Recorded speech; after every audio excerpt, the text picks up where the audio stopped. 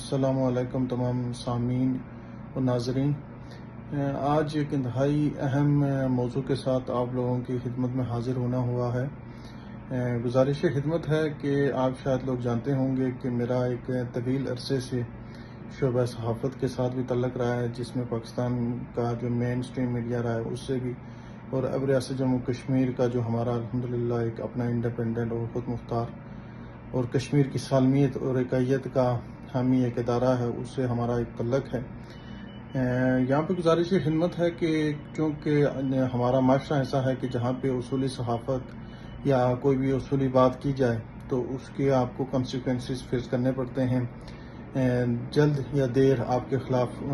جو ہے اس کی صورت میں آپ کے خلاف کچھ نہ کچھ اناعت کی بنیاد پر کارروائیاں کی جاتی ہیں۔ جب بھی آپ کو کرپشن،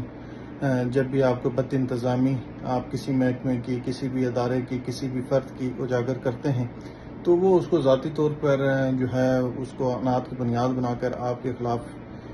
کوئی نہ کوئی سازش گھڑتے ہیں۔ یہی سلسلہ کافی عرصے سے میرے ساتھ بھی جاری ہے، اور میں نے اس پہ پہلے خاموشی اختیار کیے رکھی کہ یہ چیز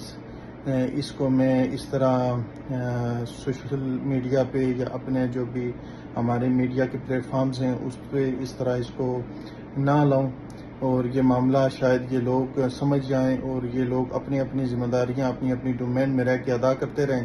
تو ہم سب کے لیے بہتر اور اچھا ہوگا۔ الحمدللہ ایک طویل عرصہ درس و تدریس سے بھی ہمارا تعلق رہا ہے، صحافت سے بھی رہا ہے، نیشنل و انٹرنیشنل لیول پہ میڈیا کے ساتھ کام کرتے ہوئے ایک طویل عرصہ ہوا،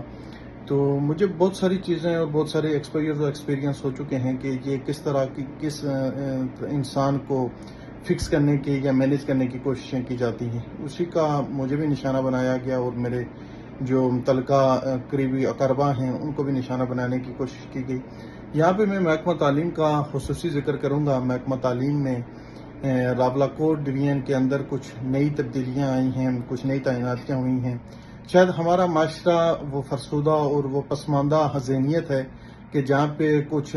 جو بھی نیا افسر کسی جو ہمارے ہاں ایک راج نظام ہے، این ٹی ایس ہو گئے، پی ایس سی ہوگی یا سی ایس ایس ہو گیا، جب وہ کلیئر کر کے تو کسی پوزیشن پہ آتا ہے تو وہ خود کو تاناشاہ سمجھنے لگتا ہے، یا وہ خود کو سمجھتا ہے کہ میں ہر ایک